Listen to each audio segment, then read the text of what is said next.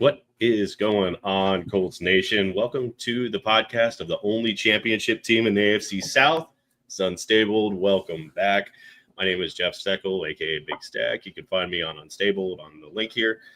With me, as always, is Justin at Kingmaker Sports. How you doing, man? Oh, doing pretty good, bro. We got one more week. One more, dude. And then it's time.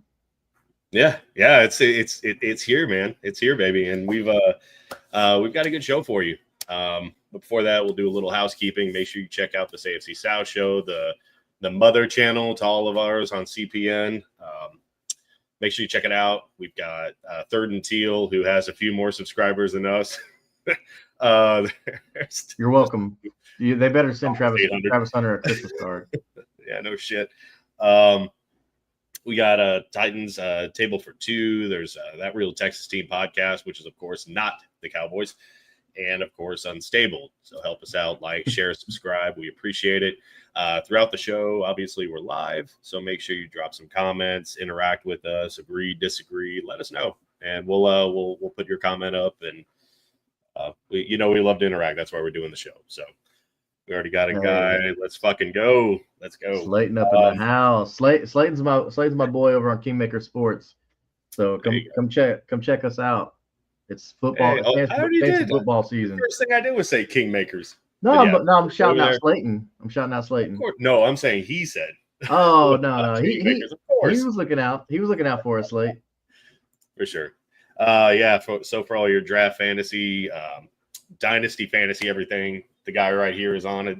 Of course, Slayton's on it as well. So they know their shit and they're very knowledgeable. So game day morning, you need to set your lineup.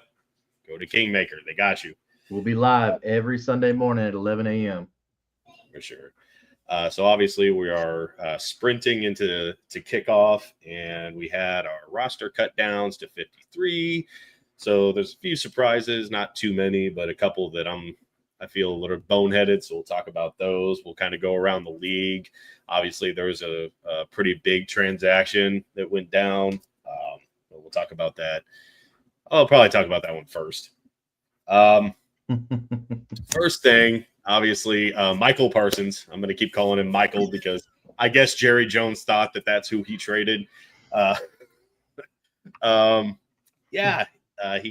Micah Parsons got traded to the Packers, and I'm not going to lie, the Packers fleeced the Cowboys. I'm just going to say it. Badly. Try so bad. You're going to hear me do my best Jerry Jones impression that I can, because his whole presser and his comments on the whole thing were just one of the dumbest fucking things I've heard in a long time. And he sounded a lot like Peter Griffin in Family Guy, and I'll talk about the reference here in a second. So the snippet that I got when he was talking about the trade, he was in his press conference. Well, you got to think about what we got in compensation. And I don't know how to do the old man gremlin voice very well, but he said, so we got immediate player in return. Well, you had an immediate player, but go on. I mean, the guy that you got is, coming off of injury, and, he's fucking 30 or something. And okay, you got an immediate player. And he's like, and we got 2 first-round draft picks. Okay, well, the Packers right now have got to be one of the favorites now in the NFC. Yeah, 100%. And they got a rookie quarterback. They got a ton of talent around him, and now they got arguably not just the best defensive player, but one of the best players in the NFL on their team, and who will continue to be one of the best players in the NFL. He's in his prime. Rookie deal too, dude. Come on, Jerry Jones. So you got 2 first rounders for him, which are going to be late. Like, they're going to be 26 plus. Yeah. And unless if you can package these in for another play. But he said, well, you got to think about that, with those first round picks, there could be Pro Bowl talent, but you got to acquire them first. Jerry, you fucking had them. Right. You had the Pro Bowl. There was no risk at all. You had the Pro Bowler in the building. Not just Pro Bowl, but like all pro, like this idiot. He thinks so. I was talking to a lot of people, and they're like, they really think that Jerry in his mind thinks he's going to get another Herschel Walker deal. And for people who don't don't remember the Herschel Walker deal, he might be too young. Like Jerry Jones traded Herschel Walker, who at the time was probably one of the best running backs in the league, and they just got a slew of draft picks, and then they built their team, which was the last really success the Cowboys had from the Aikman almost 40 years ago, like Emmitt Smith, that era there. That was the last time. So a lot of people are thinking that he believes in his mind that this is going to be Herschel Walker all over again. Like, first off, it's always a gamble with these draft picks. It always is a gamble. You don't know. There's no such thing as a sure thing anymore. So what's he thinking, dude? I don't know. I feel like if he had just said, because I feel like that relationship was severed. The Cowboys weren't going to pay what he wanted, or he didn't think they were contenders, and like he wasn't going to tie up all the cap space. All of those would have been legitimate reasons to say in his presser, like, hey, we couldn't afford to pay him. Whatever. He's not going to sit there and say we're not contenders. I mean, no owner is going to say that at the beginning of the year, but you could say there's a disconnect. There was a broken relationship. We couldn't mend. We wanted to get as much as with compensation as we could, and also treat him properly to send him to a situation that he'd be happy in. Yeah. So this deal was mutual. Is what he should have said. Yeah. We you can have the boat or you can take the mystery box. Well, the boat's a boat, but the mystery box could be anything. It could even be a boat. You had the fucking boat, dude. You don't make any sense. Yeah. It doesn't make any sense. Well, no, I bet no one's as happy other than Micah Parsons is Jordan Love. So he don't have to worry about getting hit by Micah Parsons. So that's good. Happy for you, Jordan Love, and happy for you, Micah Parsons. You don't have to deal with Jerry Jones' dumbass anymore. No shit. I'm sorry, Michael Parsons. Michael Parsons. Fuck's sake. He said it the entire presser. Oh, Michael. He did it on purpose. Jerry Jones is so petty. Like, he's just not a good person, man. I don't like Jerry Jones. So he did it on purpose. No, I mean, as a Colts fan, I mean, I hate the Patriots. But if the Cowboys and the Patriots were in the Super Bowl, I would probably root for the Patriots. I hate the Cowboys. I hate Jerry Jones. I'm definitely rooting for the Patriots. I'm rooting for the Patriots. Like, that's about the only time I'll root for the Patriots, but I'm rooting for the Patriots in that one. No, it's not going to happen anytime soon, but whatever. Yeah. Well, since we're talking about transactions. Yeah. So we've got the Colts made a few transactions. So this a little late, but Xavier Howard getting signed. I think y'all talked about that on the AFC South show. No big deal here. Xavier Howard had like 1 or 2 good years and then just fell off. I think we're just hoping for half of kind of what Xavier Howard used to be, but there's a reason he wasn't on a team. There's a reason. Same reason that Mo Alley Cox was sitting out there for so long. So no big deal there. Hunter Waller got officially moved to injured reserve. We're gonna miss him. We talked about him before. The releases, man. You want to go over all of them or just talk about the big ones? We could talk. Because I know there's one in particular that you're not very happy about, and Jelani. I was always high on Jelani. The dude. Okay, the way I describe Jelani, it's like Yao Ming out there with like a bunch of like Muggsy Bogues. Well, Muggsy Bogues might be a little older. Maybe Nate Robinson would be like a newer kind of short basketball player. The average height of a corner in the NFL is about 5'11", 6 foot. Like Richard Sherman was like 6'3". This dude is 6'7", and just an athletic freak. And I know availability, he didn't have a lot of it. But when he was on the field, dude, he looked really good. He's fast, he's big, he's physical. Like, how this dude didn't have like 40 touchdowns a game is astonishing. He's so fucking tall. Shane Steichen, that's the reason why. Yeah. And this, so, and I could understand if Jelani didn't make the team. I can get it. Availability is the best ability. He was not available. I get it. What I don't get is how you're paying more for Mo Alley Cox. If neither of them were the team, I'd be okay. Mm-hmm. I don't understand how you go Mo over this guy. Like, especially when you already had this guy under contract on a cheap deal. It's like going back to the Micah Parsons stuff. It's like you've got the guy in the building who's cheap already, and who's better than the guy that you paid money to that was out of the door. Yeah. Make this make was sense. Not on the Chris roster Ballard. a few months ago, and you re-signed him and then got rid of Jelani. Yeah. There's a reason Mo was still there. Bingo. Jelani has already gotten picked up like by our week 1 opponent. So, of course, what do you think is going to happen week 1? This guy's going to go the fuck up on us. I'm just saying. Yeah. And you know what? I hope Chris Ballard looks like an idiot when Jelani Woods scores a touchdown against him. Because the dude is 6'8". Yeah. I don't see how he could. It's again, I understand the ability part of it. Like I get it. Yeah.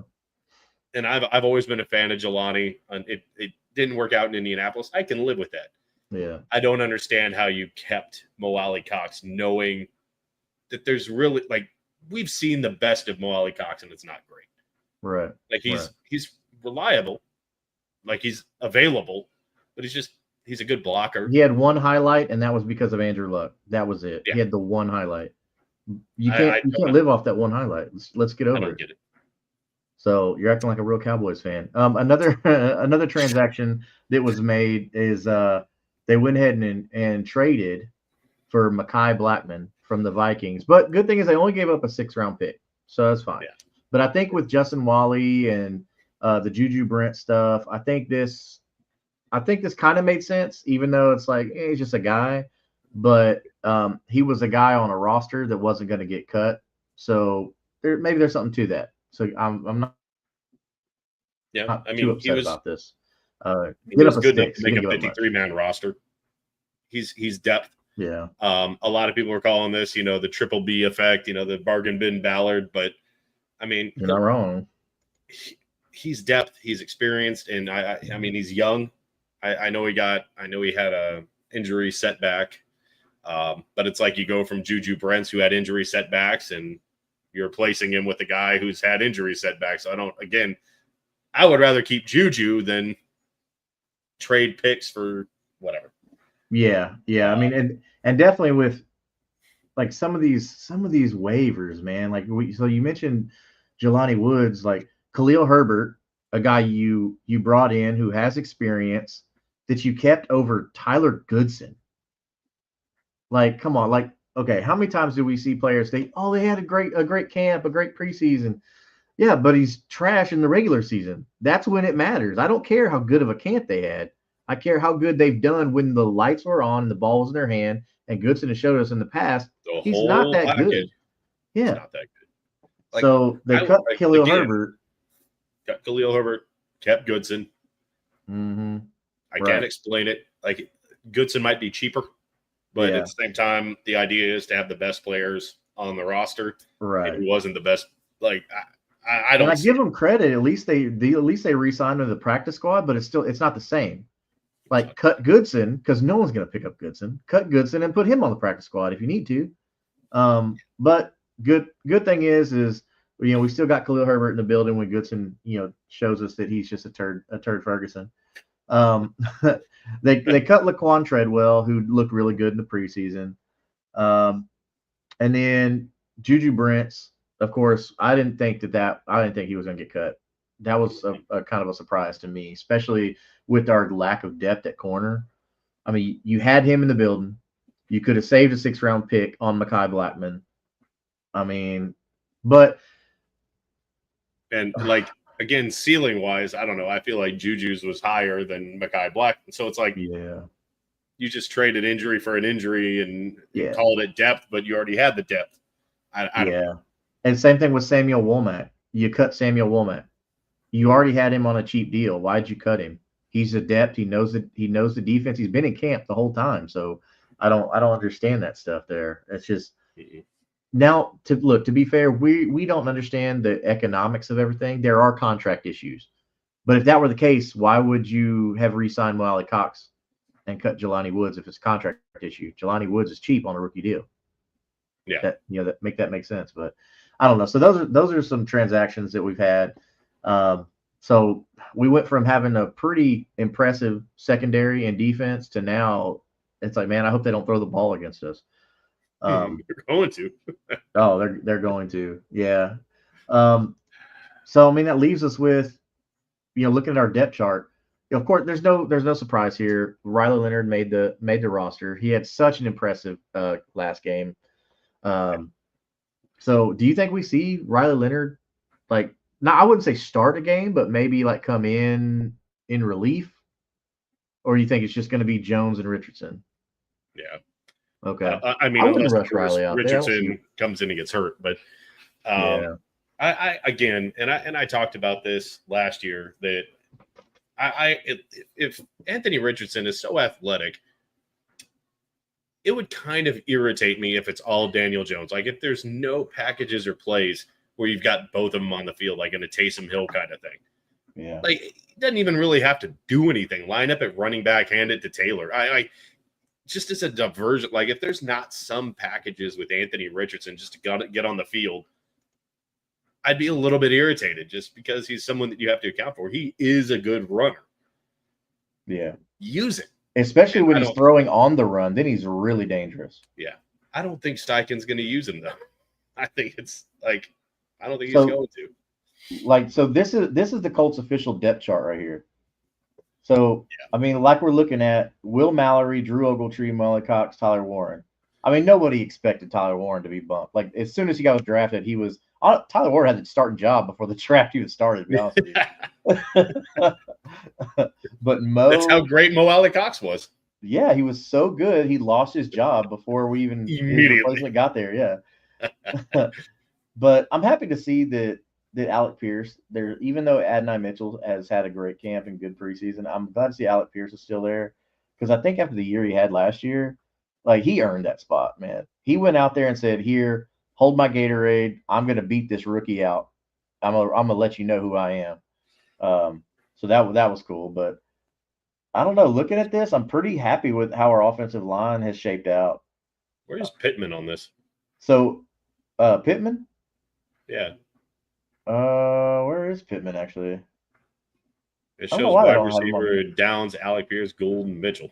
He's a starter. I mean, I see him at the top. Never mind. I see him above Ryman. I didn't even look that. I don't know why he's up there. Okay, never mind. That's weird. Why wouldn't you have them all together? But I don't know. Yeah, so I don't think there's any surprise here as far as the starting roster. But the backups, though, they got Goodson over Giddens, man. I think that's insane. Like, how in the world do you have Goodson over Giddens? The veteran factor, maybe, but dude, after the first few minutes of week one, DJ Giddens should like bump him easily. But I don't know. But that's how we're looking right now. I mean, as far honestly, as I'd rather have like an overturned mop with a bucket for a head. Like, I would rather carry a 52-man roster than have Goodson on it. Like, yeah, it's not great. I don't know why Giddens is not above him on. I don't like Goodson. No, I'm with you. It doesn't make any sense to me at all. But I mean, the striking effect, baby. Our defense here. So we've got a lot of new faces and new names this year. Yeah. Looking at Charvarius Ward, of course, everybody knows we brought in Charvarius Ward and Cam Bynum in the offseason. Great additions by Ballard. Yeah. That was the only time we've ever seen him not go to the bargain bin, to the clearance aisle. Yeah. Nick Cross still there at strong safety. You know, I mean, he's done well, so there's nothing to be concerned with there. But that cornerback, man, just looking at Xavier Howard, Jalen Jones, I'm really nervous here, man. Really, really nervous. Because we were looking so strong, but I would honestly, if healthy, I would rather have Juju Brents out there. And like you said, that connection with Lou is probably why Xavier Howard is put as the corner too. But honestly, I'd still rather see Jalen. Jalen played corner one most of last year and did okay. I mean, he probably isn't corner one on any other roster, but I mean, he did a good job given the circumstances. I'd rather see him play opposite of Ward, but yeah, but that's that's our depth chart for as of right now. We'll see. Maybe some things will shake up once the season starts. I don't know. Now, I took a screenshot of this, and I guess it was a quote from Shane Steichen, and again, they're not going to go into the league and say oh yeah, we're going to suck. We're playing for a high draft pick. I think we're going to be terrible. No head coach is going to say that. No. So I kind of understand this, but at the same time, it's like you laid it on a little thick, Steichen. And he's talking about because the Colts are ranked pretty low going into the season. Understandably, your quarterback's Daniel Jones. Yeah. You got new ownership. We don't have a clear direction of where we're going. It doesn't seem like there's a plan here. So he said they can give us a number, but I'll show them something different. We're not here to be anyone's stepping stone. We're here to leave a mark. This season will be a statement that the entire NFL will remember. We'll prove that anyone who underestimated the Colts will face the storm that we bring. This is our time to rise. All right, Steichen. Those are big words. I mean, now you got to live up to it, and you haven't proved that you can. I mean, they always say keep your words sweet because you might have to eat them later, right? Yeah. So they say crow doesn't taste that good, but I mean, we got a couple things to look forward to. I mean, look at this wide receiver confidence, core, man. Like, look at these wide receivers. It's awesome. Yeah. I don't. That's sexy, right? Don't hate our you receiver. get these top four on there. Oh, yeah. Get all four of them on the field at the same time. That's gonna be dangerous. And I like that Indiana Knights jersey. I don't care what anybody says. That's a clean. Oh, dude, it's really good. So we have our official practice squad. Yeah. So this is what we're looking like on our practice squad. And the practice squad, it always evolves. So don't take this as what it's going to be the whole year. Bentley showed well, Khalil Herbert showed well. I don't know why we have two running backs on our practice squad, but whatever. I don't make those decisions. And then Sean McKeon. I don't know who some of these people are, honestly. Like, I follow the team pretty close, and like, I know who Bentley is, I know who Herbert is. I don't know who some of these people are, but I know who Josh Sills is. But yeah, that's all I have to say about that. So I want to show you this. So this is the offensive tackle duo rankings that we found, and it's got Bernard Ryman and Braden Smith on there, coming in at number 4, man. So now keep in mind this is a 4th or 5th ranked offensive line. So to have these two top 4 offensive tackle duos, that's pretty impressive.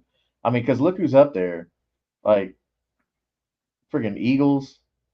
The Eagles by far the best offensive line in football, and that's after losing Jason Kelce. So that tells you something that this team knows how to build an offensive line when you lose your future Hall of Fame center. So I think we're looking pretty good right there. Our offensive line should lock down our offense and help the run game a lot. But hopefully, I mean, I know. I mean, I've always liked Bernard Ryman. I think he came into a kind of a rough situation. He's improved every game, every season. I like him. I've been liking him at left tackle. He's been the tackle of the future. He's coming into it really well. I do like Smith. I know he battled his own demons. I know he had some issues. I know there were.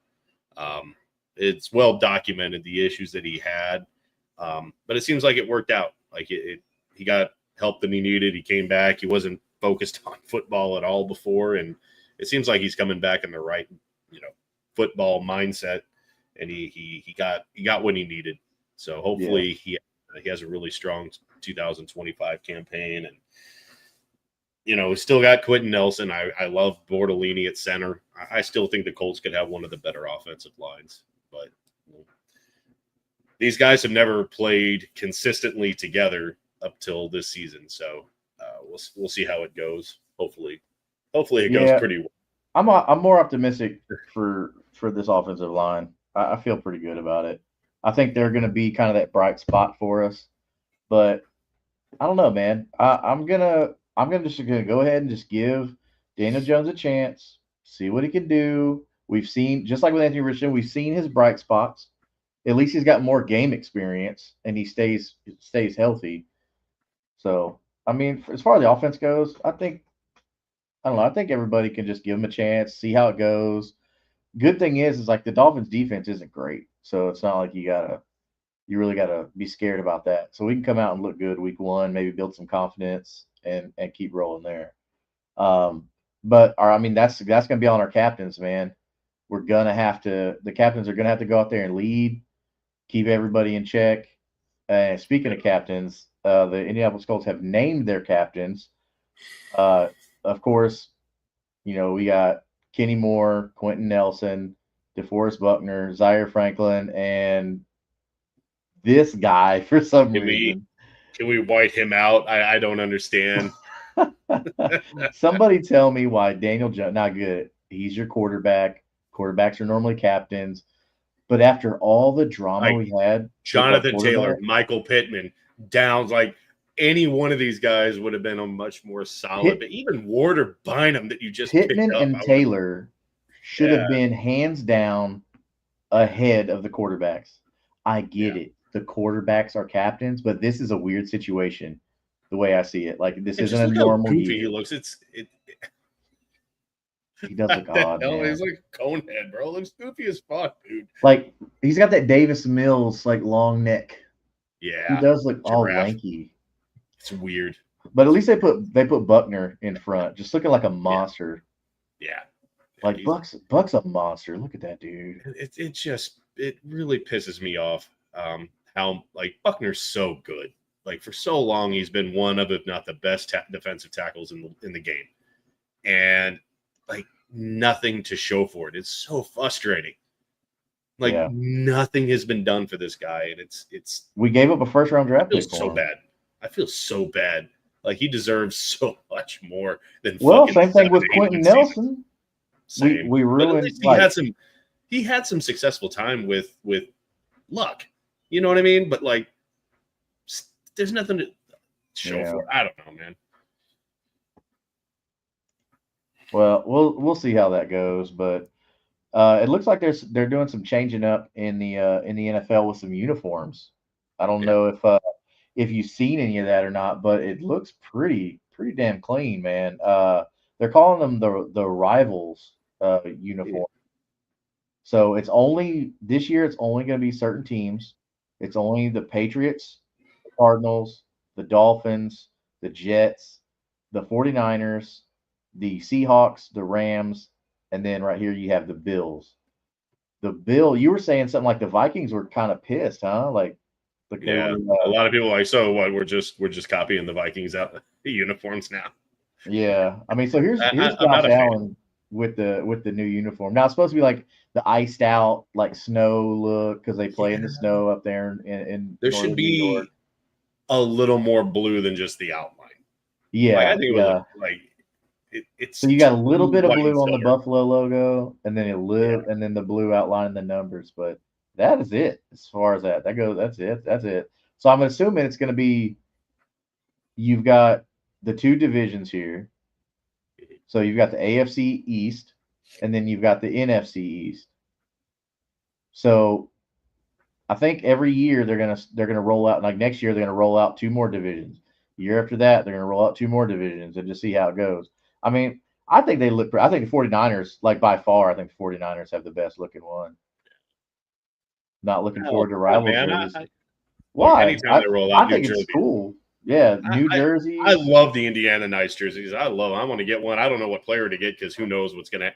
Every time I buy a jersey is when they've done like a rehaul. Like I bought Dallas Clark and then he got shipped to Tampa or whatever. Yeah. Like every time I buy a jersey, they redo everything. So I'm like, I just haven't bought jerseys because I feel that's why I only buy jerseys of like team legends or of like a custom jersey. Like that's the only time I want to get. I want to get the full-size Indiana Knights helmet, but I don't really like have anywhere to display it or put it in this apartment. So it's like, it just kind of like sit here and no one would see it but me. Or I'd wear it during the pod. I don't know. I'll get you like a shelf in the background or something. That'd be dope, dude. Well, I mean, that's for my laundry. I can't. I'll just get you one of those roll-ups so you can just like roll it with wheels on the bottom or whatever like that. But you're right, though, dude. Look at these things, man. These things are clean as shit, man. I don't care what anybody says. I love them. Yeah. Now, what I'd be down for is if we went with like an all black with like a blue outline on the numbers, even if it was like white numbers with a blue outline around it, and then this helmet, nasty, dude, so nasty. Just that black and blue.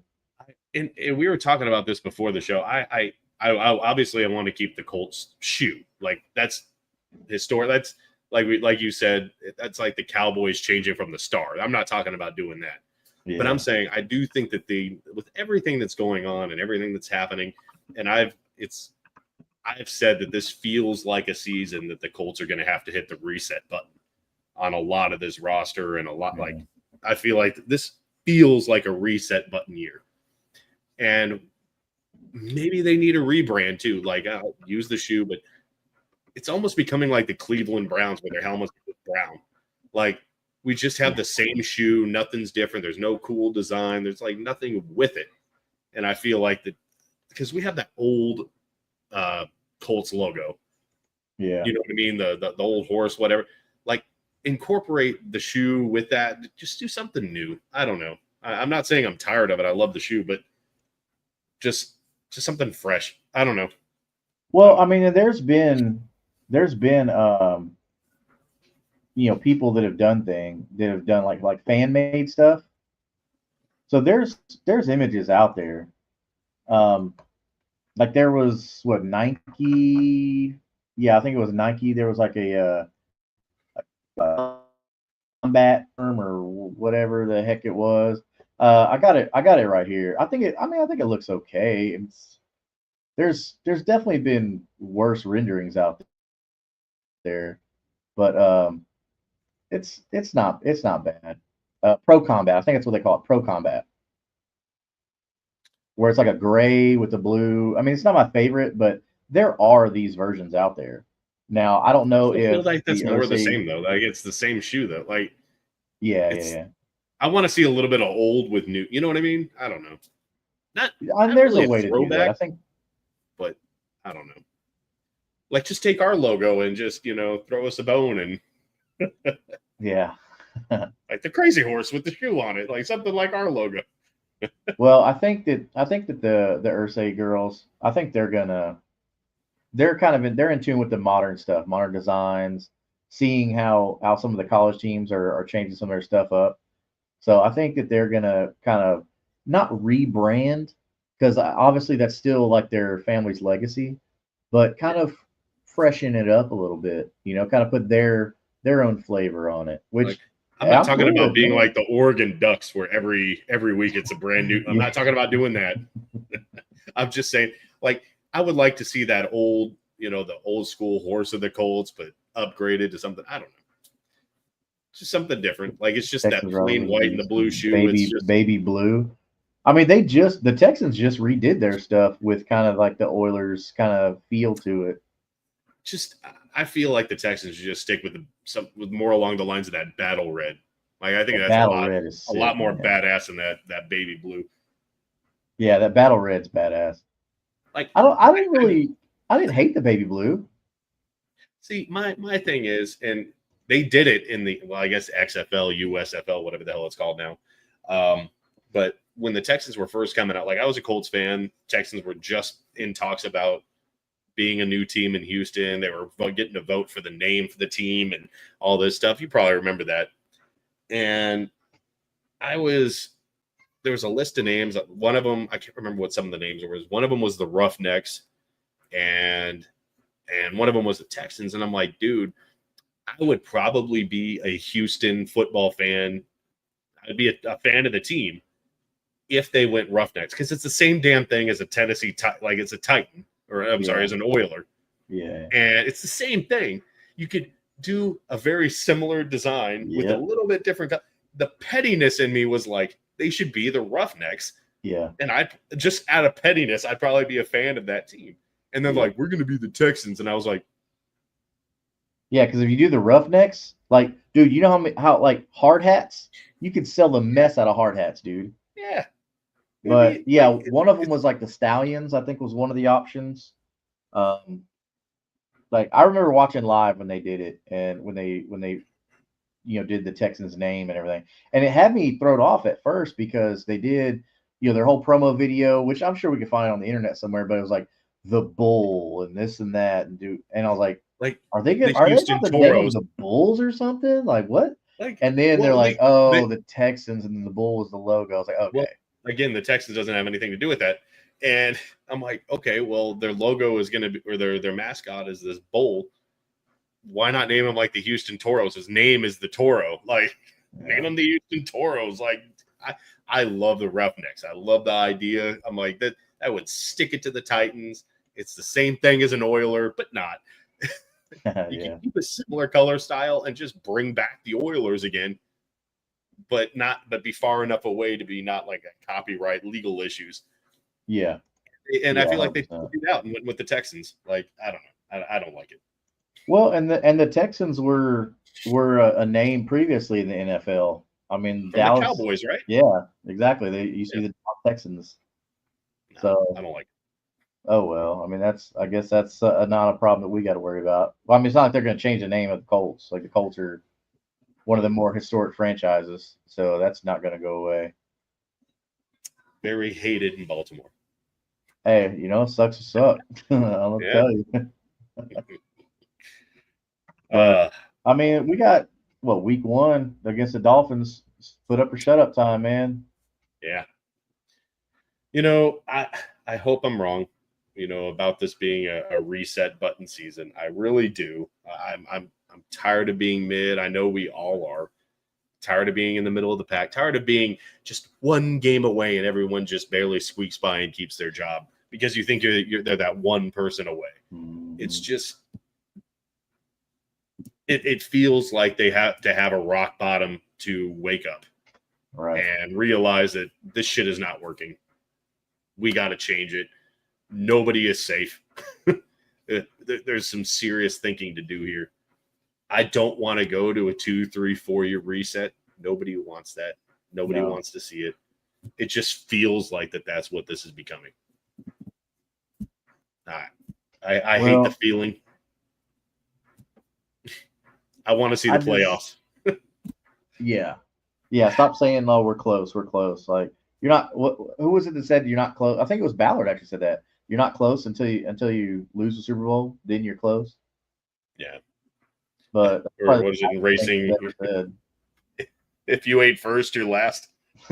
Woo! I mean, it's true in the NFL. There's no whatever for second or third. Like the goal is to win a Super Bowl. You don't win, you lost. Yeah, it's like, oh, we won the NFC, but you lost the Super Bowl. That's what the rest of the AFC South does. We won the division, and what'd you do with it? Yeah, nothing. You lost round 1. You did nothing with it. Yeah, I mean you're right. Away from winning a Super Bowl, so you lost. It means nothing. That's what the Titans hang on to. It's like we were 1 yard away from a Super Bowl, and you lost. But did you win? That's the thing. Did you win? How many you got? 0. How many does the rest of the AFC South have? I mean, they're really excited about Cam Ward. So they have good reason to be excited about Cam Ward. I think Cam Ward's it'll be a lot more fun to watch than with Will Levis. I mean, I think he's got a lot more talent. I think it'll be a much better team. Yeah. I don't think they'll win 3 or 4 games this year. I think it'll be a lot better than that. I just don't think they have a lot of weapons around him. Yeah. Like I there's still several players away from being contenders, but they made a good jump in the right direction. Yeah. Going and grabbing a guy like Cam Ward, I think is a really good choice for them. I'm curious to see how our defense is going to prepare for him, though. Yeah, that'll be interesting. Yeah. I'm just what I really just want to see, and what scares me, like if Lou and that defense comes out and plays really well, but the rest of the team just kind of stinks it up. Steichen coaches the same way that he has been.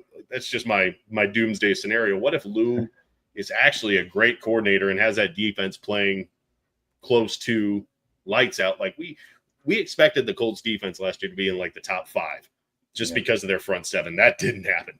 But what if that actually happens this year, but we can't put up points?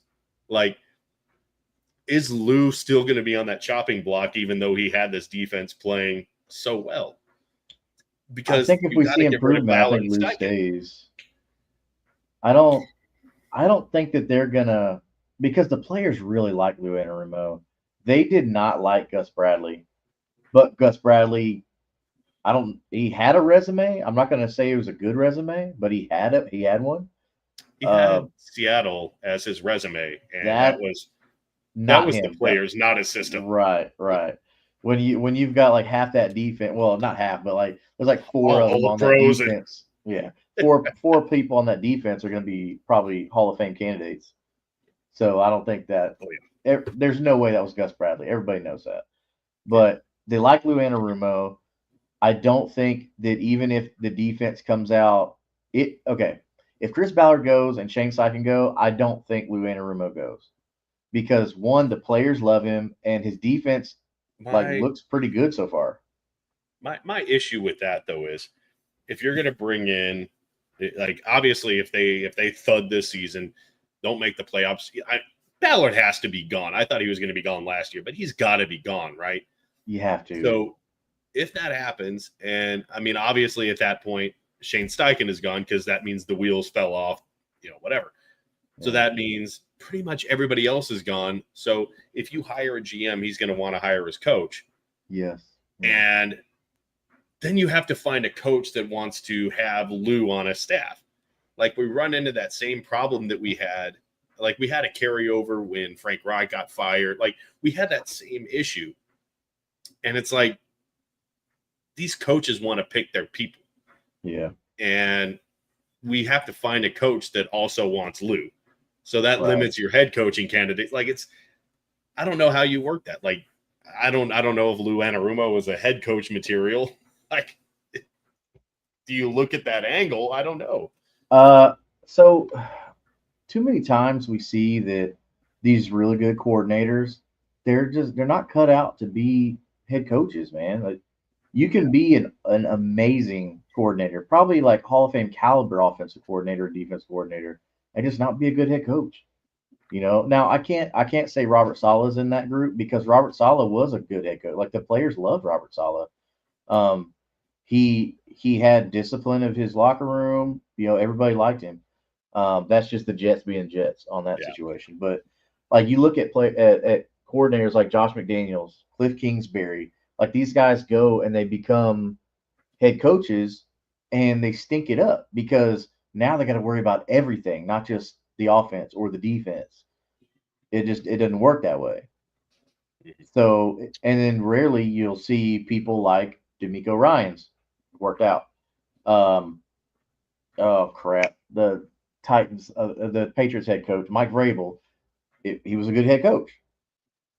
So it doesn't always work out that way. So people need to understand, like, these guys, like, what's the Eric Bieniemy? They remember he was supposed to take over for Andy Reid in the Chiefs offense, and then they were like, oh, he could be this, and like, players were like, no, he's really confrontational. He's not, like, not everybody's cut out to be a head coach, and that's okay.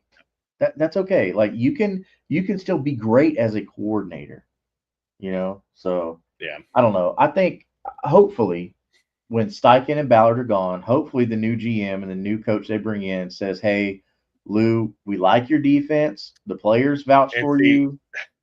That all means that Lou has to be a good defensive coordinator and that it works out for this defense.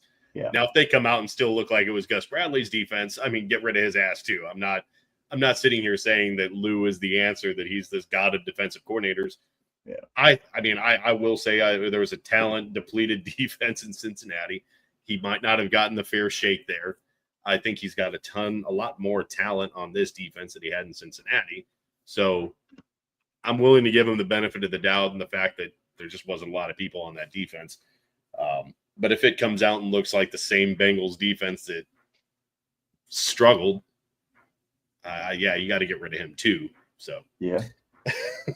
You're gonna have to. There's not gonna be a way around it. Yeah. If his schemes and everything aren't working, then it's like, look, man, you're with them. Sorry. Yeah. But the same thing for our offensive coordinator, Jim Bob Cooter. If your offense isn't clicking, your plays aren't working, like if you're calling the plays and their plays ain't working, well, guess what? One, first you're going to lose play calling control, and then two, doesn't Shane Steichen call the plays though? I don't know why. Oh, yes, but under advisement of the offensive coordinator, though. I think it just I feel like that Shane Steichen should big picture it, let his coordinators call the plays as part of his scheme, and him just coach. Like I feel like that, like calling the plays, let Jim Bob Cooter work it. If it doesn't work, then then there's your fall guy. You know what I mean? Like his scheme sucks. I gotta fix this. If you're the one calling the plays, it's hard to throw him under the bus when you're the one calling the damn plays in the game. So that's that accountability, and that unless if it's going really well, like there's that accountability thing that you don't have. Right. So why do you have Jim Bob Cooter if you're going to be the one calling the plays? What's the point of having him? Yeah, because that's not a smart thing to do, man. Like, so Jim Bob Cooter, I think is a really good offensive mind.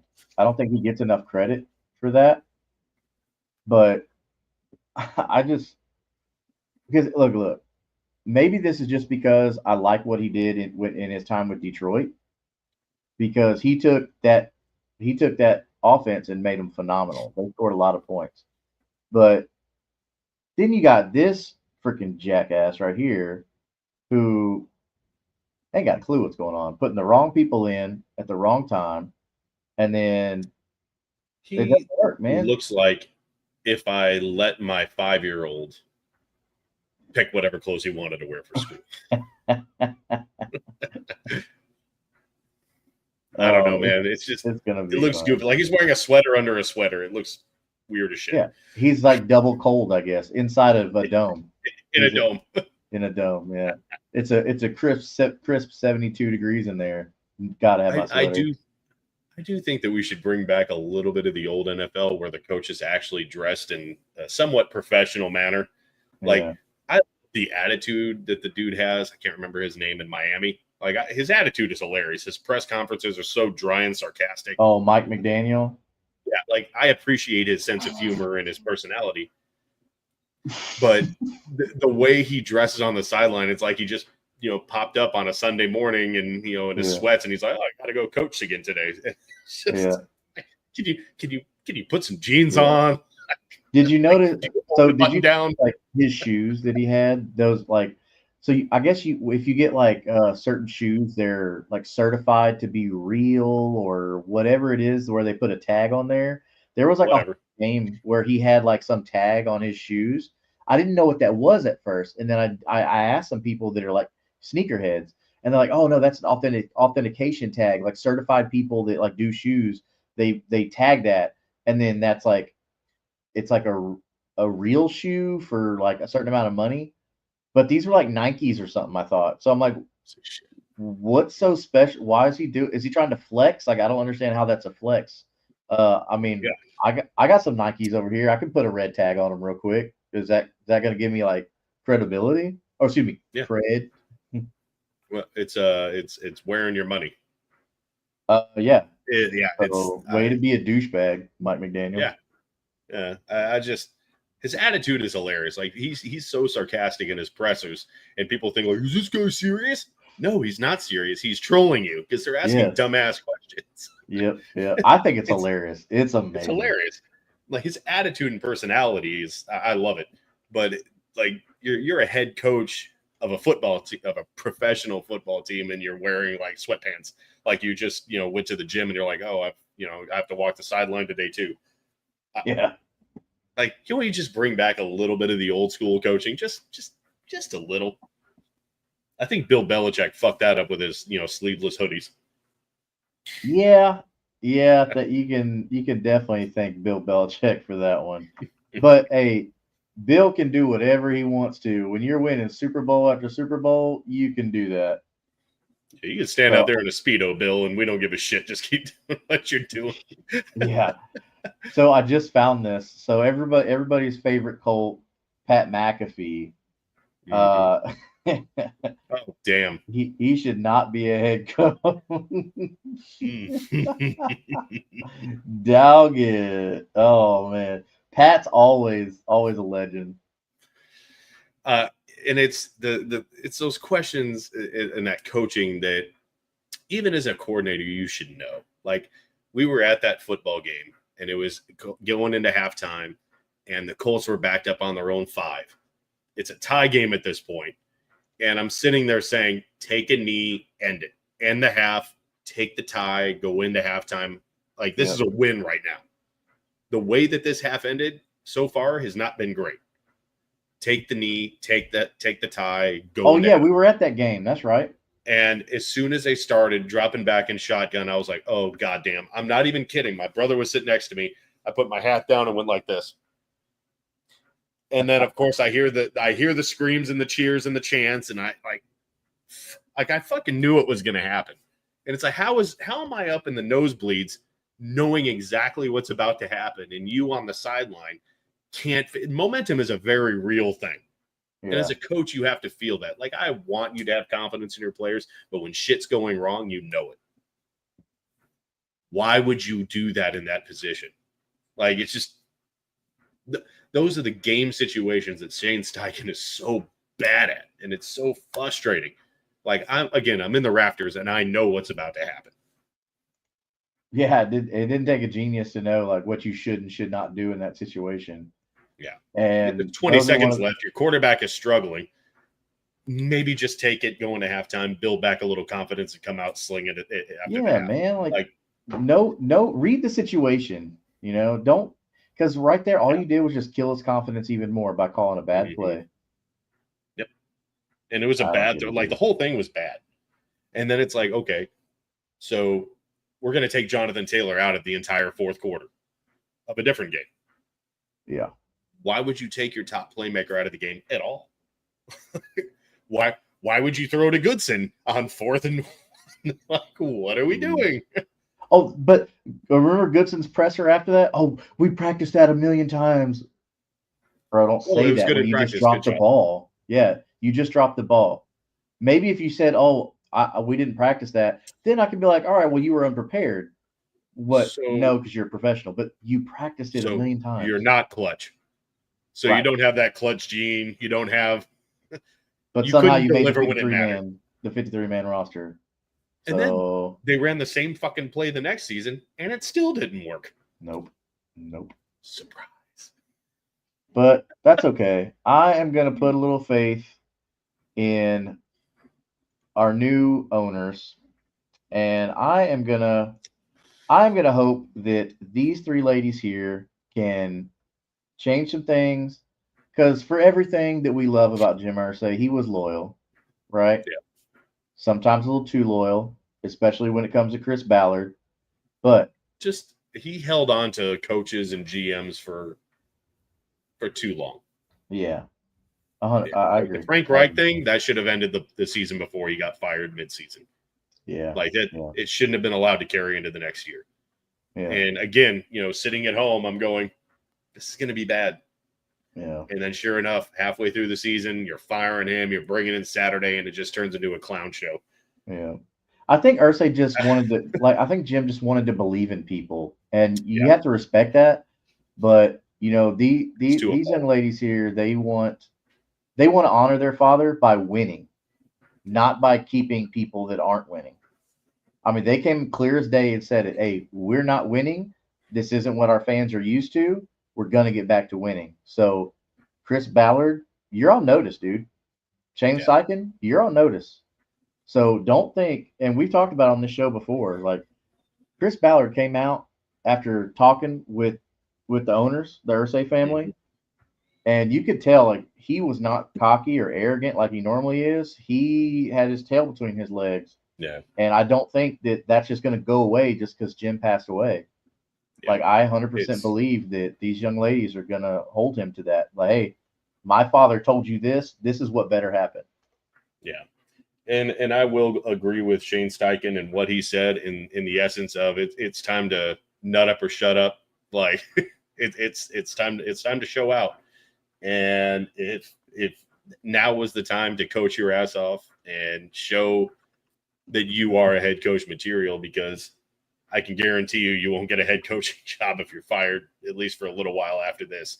So, there's not a lot of good things to see here.